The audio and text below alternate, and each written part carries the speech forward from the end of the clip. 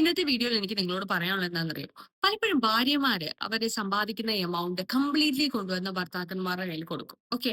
എന്നിട്ട് പിന്നെ എല്ലാ കാര്യത്തിലും ഇങ്ങോട്ട് ചോദിക്കും. അതായത് അത് മേടിച്ചോട്ടെ, ഇത് മേടിച്ചോട്ടെ, അതിന് തന്നോട്ടെ.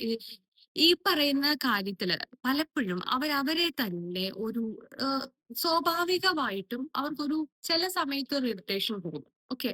സംടൈംസ് ഈ പറയുന്ന എമൗണ്ട് ചിലപ്പോൾ നിങ്ങളുടെ കയ്യിൽ എന്തെങ്കിലും കാരണവശാൽ തീർന്നു പോവുകയോ അല്ലെങ്കിൽ മറ്റെന്തെങ്കിലും കാര്യങ്ങൾക്ക് വേണ്ടി യൂട്ടിലൈസ് ചെയ്യപ്പെടുകയോ ചെയ്താൽ മേ ബി അവർക്ക് പ്രൊവൈഡ് ചെയ്യാൻ ചിലപ്പോൾ നിങ്ങൾക്ക് പറ്റിയെന്ന് വരത്തില്ല. അതുകൊണ്ട് ഒരു ഹെൽത്തി ലൈഫിന് വേണ്ടി അല്ലെങ്കിൽ ഒരു ഹെൽത്തി ഫിനാൻഷ്യൽ മാനേജ്മെന്റിന് വേണ്ടി നിങ്ങൾ അങ്ങനെ മേടിച്ചു വെക്കുന്ന ഒരാളാണെങ്കിൽ അല്ലെങ്കിൽ നിങ്ങൾക്ക് അങ്ങനെ ഒരു രീതി ഉണ്ടെങ്കിൽ ഈ നിങ്ങൾ അത് ചെയ്യരുത് എന്ന് ഞാൻ പറയില്ല. പക്ഷെ ഇത് തരുമ്പോ തന്നെ അവർക്ക് ഒരു എമൗണ്ട് അവരോട് കയ്യിൽ വെച്ചോളാൻ പറയാ. ലൈക് എൻടയർ എമൗണ്ട് നിങ്ങൾക്ക് തന്നിട്ട് പിന്നെ നിങ്ങളോട് വന്ന് ചോദിച്ച് അതൊരു പ്രശ്നമാക്കി അതൊരു ബുദ്ധിമുട്ടാവുന്നതിനേക്കാളും എത്രയോ നല്ലതാണ്. അവർക്ക് വേണ്ട ഒരു എമൗണ്ട് അവർ എല്ലാ മാസവും തന്നെ കീപ്പ് ചെയ്യുന്നത്. അവരായിട്ട് ഒരു ബാക്ക് അക്കൗണ്ട് കീപ്പ് ചെയ്യട്ടെ. So that they will be more independent.